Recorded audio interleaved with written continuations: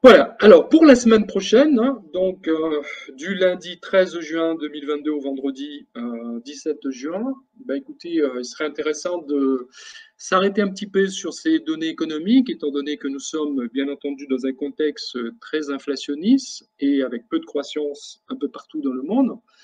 Donc il serait bien de s'intéresser aux paires qui pourraient bouger la semaine prochaine, hein, à savoir le GBP, l'USD, certainement aussi en Chine doit se passer quelque chose. Donc on va voir ça un petit peu en détail. Alors je me suis arrêté aux événements vraiment importants que vous pouvez déterminer à partir du nombre d'étoiles que vous avez ici. Après, sur les moyennes, moyennement importantes, vous pouvez les garder si vous souhaitez. Mais là, l'objet, c'est avant tout de voir quels seront les événements marquants pour la semaine prochaine pour nous permettre un petit peu de nous situer par rapport aux crosses que nous tradons. Voilà. Alors, la journée de lundi, comme on peut le constater, sera fériée dans certains pays, notamment en Australie et en Russie. Le GPP, tôt le matin. Alors, quand je dis tôt le matin, alors je suis ici en heure GMT.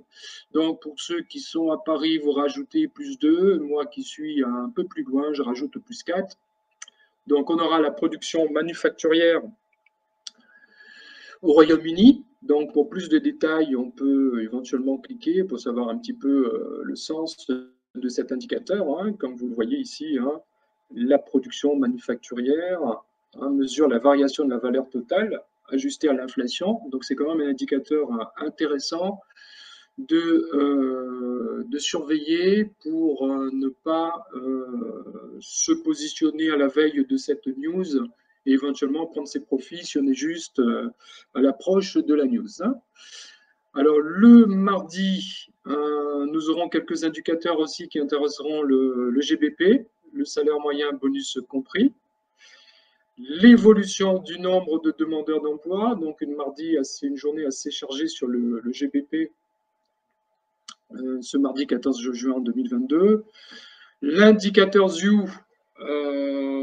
qui est intéressant aussi, hein, qui donne un petit peu le sentiment économique en Allemagne et qui a aussi des répercussions sur la zone euro, puisqu'il s'agit bien sûr de projections économiques intéressantes pour la zone euro, à savoir qui concerne les 6 mois en approche, il me semble, hein.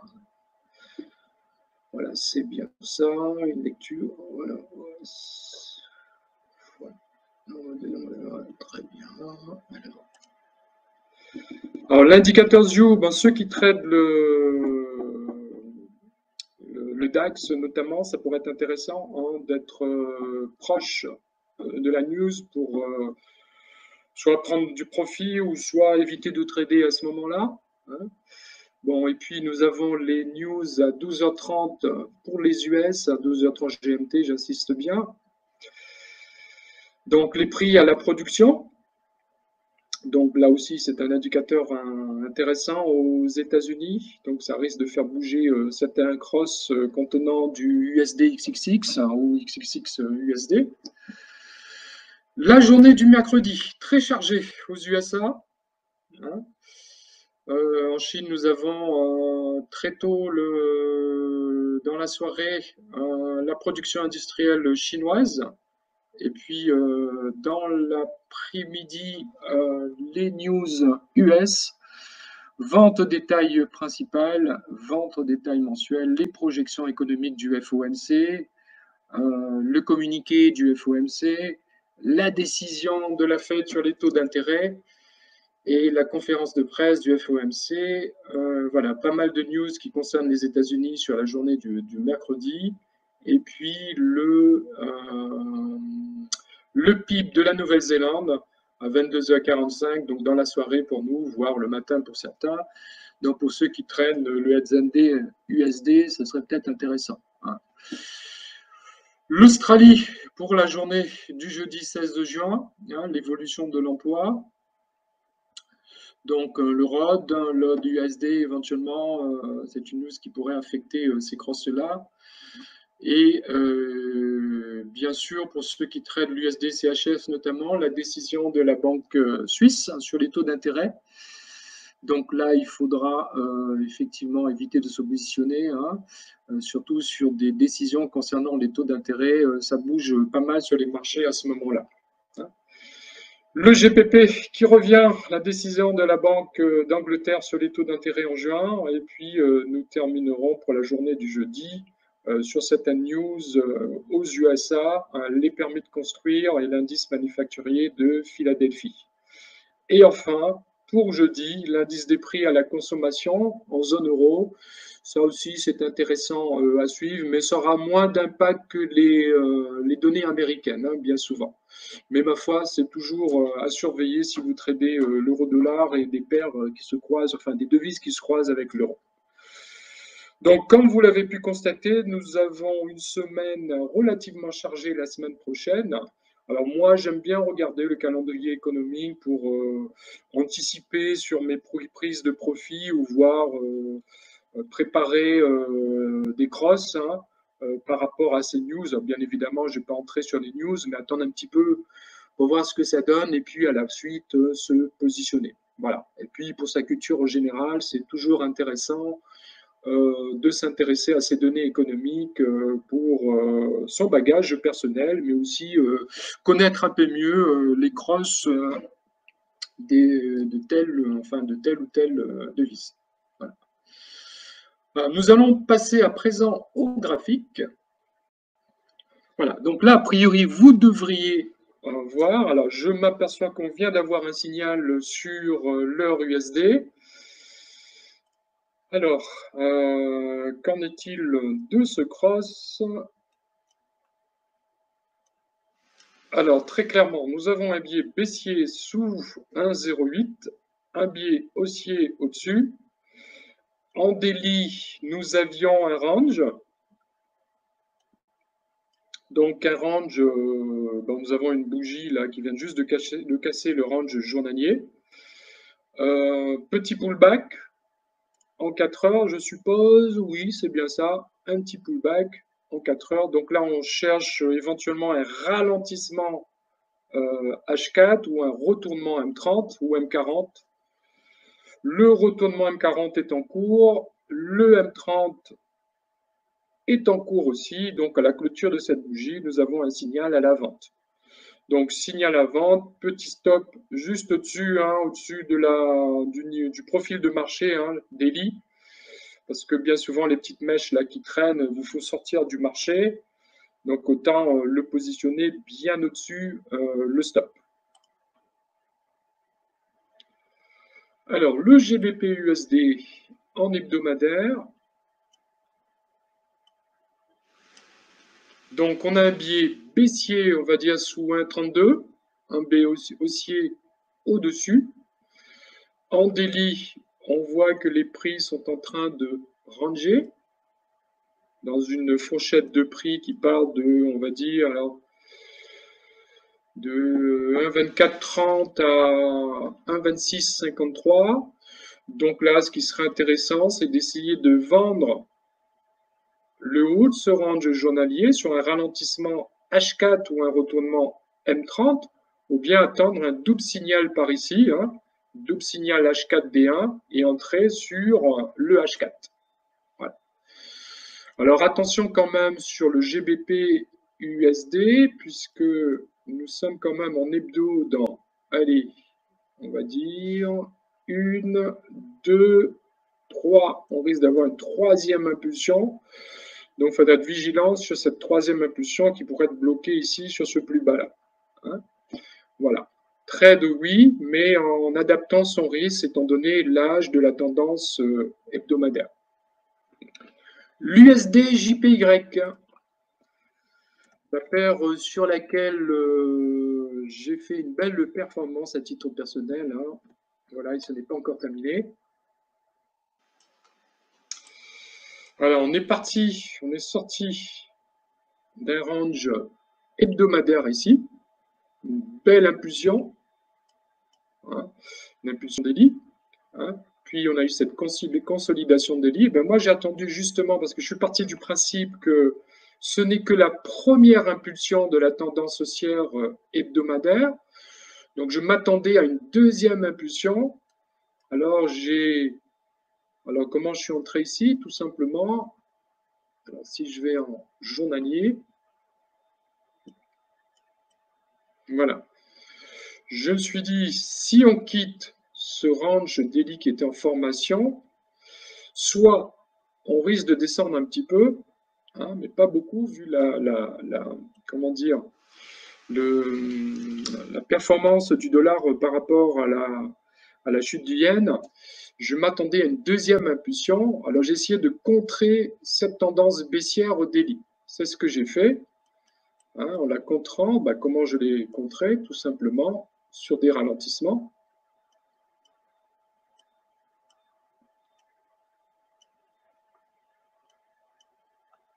Voilà.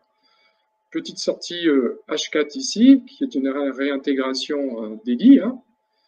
Vous voyez, la bougie là, les bandes de bol sous. Je me retrouve dans le range journalier. Donc ça, c'est un setup en général qui nous mène jusqu'en haut, hein, bien souvent, hein, les réintégrations de range.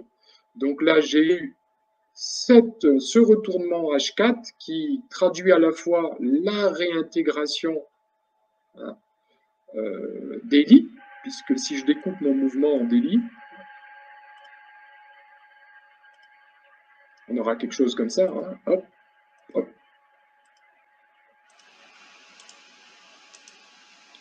Voilà, je vais m'arrêter, éventuellement ici, hein, voilà, pour vous montrer tout simplement que là, j'avais un niveau de réintégration intéressant,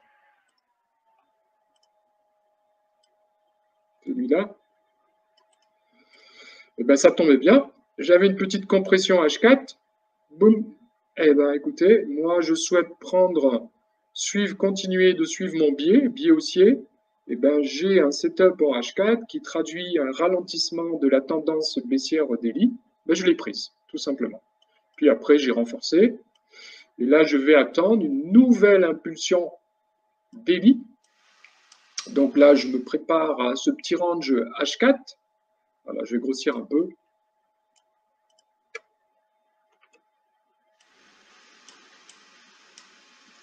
Voilà, on va essayer d'adapter ça aux bandes de Bollinger. Hein, voilà. Donc, soit en propagation de signal, j'achète le bas de ce range H4 sur un retournement M5, ou soit, si je suis un peu plus patient, hein, j'attends carrément la sortie de compression. Mais on peut déjà se construire une petite position ici en partant du principe, à titre d'exemple, hein, si j'ai l'intention de mettre 50 € ici à la sortie H4, et bien, au lieu d'attendre cette sortie H4, je pourrais très bien prendre un trade, déjà construire une position sur un retournement M5, mettre par exemple 30 € jusqu'à ce que les prix sortent du range et compléter mon risque par 70 € pour avoir le risque que je souhaitais au départ miser, à savoir une sortie H4 à 100 €. Ouais. Donc là, je vais être un petit peu patient, hein, soit je vais attendre plutôt lundi, puisque le vendredi, moi, j'aime pas trop trader le vendredi, surtout à la clôture du marché Forex. Bon, j'ai ma petite expérience du Forex. Je préférais attendre effectivement là la sortie de compression H4 pour pouvoir continuer de trader mon biais puisque je suis haussier au-dessus de ce niveau et baissier en dessous. Bon, on peut très bien aussi corriger jusqu'ici. Hein. Voilà, ça c'est fort possible. Alors, nous avons l'USD MXN que je surveille particulièrement. Alors pourquoi je surveille? Eh ben, d'ailleurs, j'ai raté mon signal, c'est pas bien grave.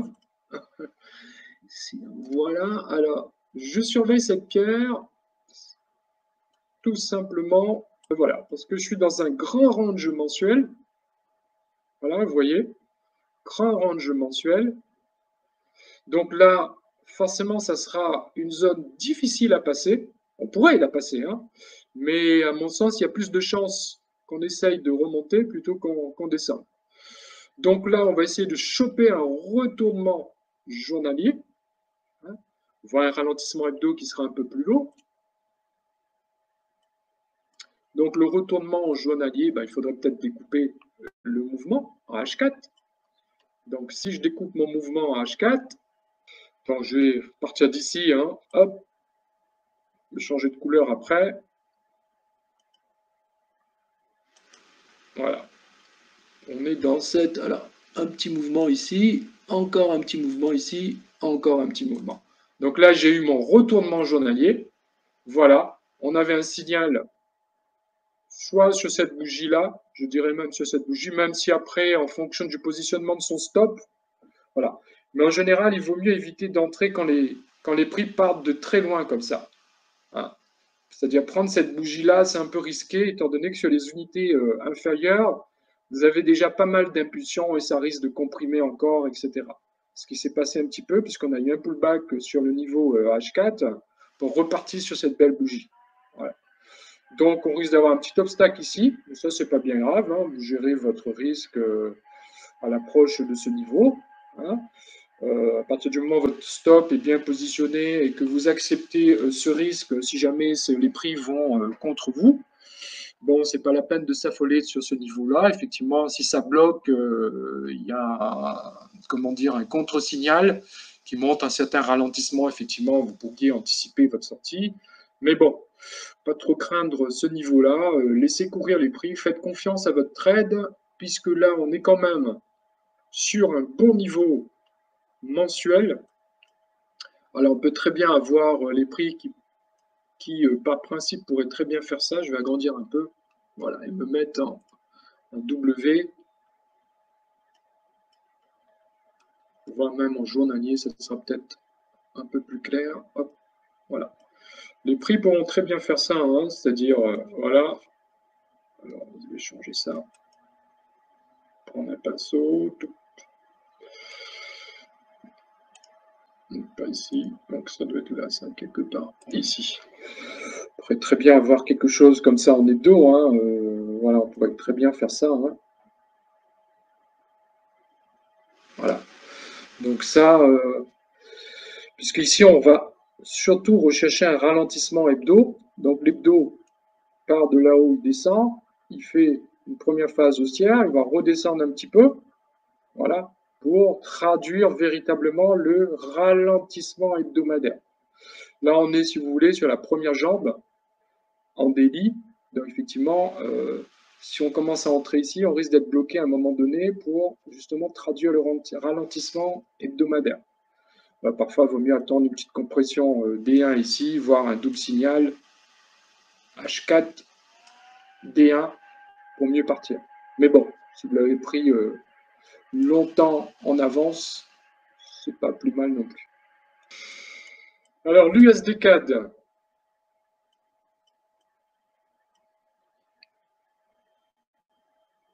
Donc, on va essayer de nous mettre en hebdo.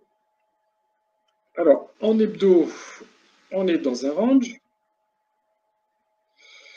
voilà, qui est venu chercher le plus bas du range. Donc, on est dans un biais haussier. Hein. On est sur un biais haussier. Donc, en daily, qu'est-ce qui s'est passé? Eh bien, en daily, il y avait une belle tendance baissière là qu'on aurait pu contrer. D'accord? On aurait pu contrer sur un ralentissement H4. Le ralentissement H4, eh ben, il a eu lieu ici, hein, tout en bas là. Alors, on va se mettre en M30 pour mieux voir. Voilà, dans cette zone-là. Donc, je me mets en M40. J'aime bien le M40, hein, c'est beaucoup plus parlant pour moi. Voilà. Voilà, on a notre petite réintégration ici, là. Alors, attention. Ouais, peut-être sur cette bougie-là. Voilà. Sur cette bougie-là. Alors, en clair, si on découpe le mouvement,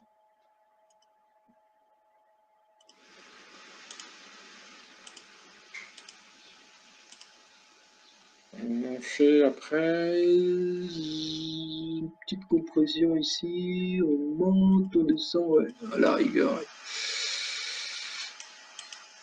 Voilà, donc là, on a eu notre ralentissement H4 quand on entre en phase 2. ici, le ralentissement H4, voilà, sur cette bougie-là, on avait peut-être un petit signal. Hop, les bandes s'écartent, effectivement, sur, voilà, sur cette bougie-là. Voilà, on positionne notre stop sous le dernier creux, et puis on accompagne le mouvement, tout simplement. Alors, les matières premières, le brand BCO-USD,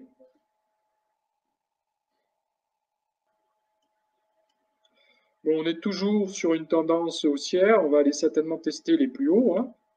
Donc on a un biais haussier en hebdo, donc une belle tendance haussière daily, qui est relativement âgée, hein, puisque si on compte le nombre d'impulsions, là on a déjà 1, 2, 3, 4. Donc moi personnellement je ne vais pas entrer, hein, mais ma foi on peut toujours essayer de prendre des petits trades à court terme et éviter par contre de trop s'exposer étant donné qu'on a un sommet qui est proche. Et malgré que nous soyons dans un cycle inflationniste, effectivement, c'est tentant de prendre ces trades-là, mais en ce qui me concerne, je préfère respecter le plan.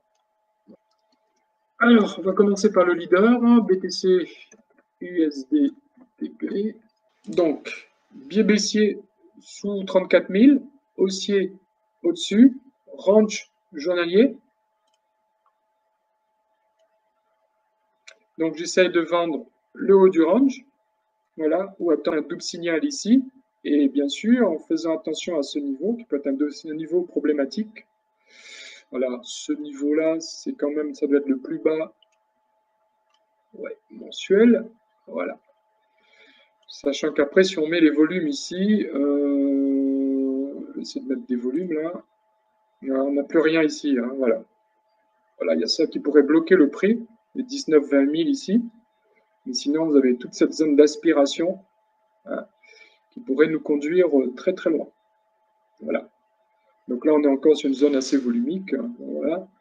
Mais effectivement, si on descend, on risque d'être aspiré bien loin. Voilà, parce qu'il y a un manque de volume par ici. Donc en résumé, stratégie pour moi baissière, vendre le haut du range, voilà, ce que j'ai déjà fait, hein. Moi je suis déjà en position depuis là-haut, voilà. Et puis essayer d'exploiter actuellement de nouvelles opportunités tout en faisant attention à ce niveau-là, parce qu'il faut-il rappeler qu'on vient de très loin déjà sur le BTC, on a eu une impulsion, deux impulsions, et si jamais on a une troisième, la troisième, on ne sait pas trop où est-ce qu'elle va nous mener, mais elle sera certainement un peu moins conséquente que la deuxième. Voilà. Alors le BNB est intéressant parce qu'on a un biais baissier, un range journalier qui chevauche sur les, on va dire, le niveau des 320. On a une compression H4 qui se forme en bordure, enfin sur la bande basse de mon range journalier. Ben là, j'ai mon double signal. Voilà. Donc, je pourrais suivre la tendance daily sur la sortie de cette compression H4. Un range d'ailleurs qui voilà, qui est en train de se comprimer. Voilà. Donc à la sortie de cette compression, c'est un signal de vente avec un stop au-dessus, un stop logique, ou sinon vous cherchez une zone de petite bougie, vous placez votre stop à l'intérieur de ce petit range-là. Alors n'oubliez pas que nous sommes dans un cycle inflationniste avec peu de croissance dans le monde. Effectivement, là, les données macro seront intéressantes à suivre, et notamment ce que je vous ai présenté là à l'ouverture de cette vidéo. Donc ça risque de pas mal bouger la semaine prochaine sur les marchés, le marché Forex. Alors, avez-vous des paires que personnellement vous souhaiteriez voir? Le SP500, clairement baissier. Là, on a un biais baissier sous 4200. on avait un range, alors ici ça doit être un range H4, que je dise oui, c'est un range H4. Voilà, on a eu alors ici par contre, ce genre de sortie sur de grandes bougies comme ça, il faut éviter. Hein. Tout simplement parce que quand vous sortez sur une grande bougie comme ça en H4, il faut savoir que sur les unités inférieures, on a déjà fait pas mal d'impulsions. Donc bien souvent, ça pourrait encore comprimer un peu, voire revenir chercher le niveau des bandes Bollinger. Là. Voilà. Bon, là, peut-être ça va continuer, mais tant mieux. Pour ceux qui ont vendu, il vaut mieux avoir une petite compression, souvent ici, là, pour, voilà, toute petite compression par ici, en M30, c'est beaucoup plus intéressant. Voilà, que de prendre un trade quand les prix viennent de très haut. Alors à ce moment-là, il vaut mieux attendre le retour des prix sur le niveau qui était support, qui devient résistance. Donc là, effectivement, sur des petites UT, on peut très bien jouer la baisse, hein, faire attention quand même à un certain niveau. Alors si on regarde au niveau des volumes, peut-être, on peut aller chercher le bas de range. Hein. Voilà.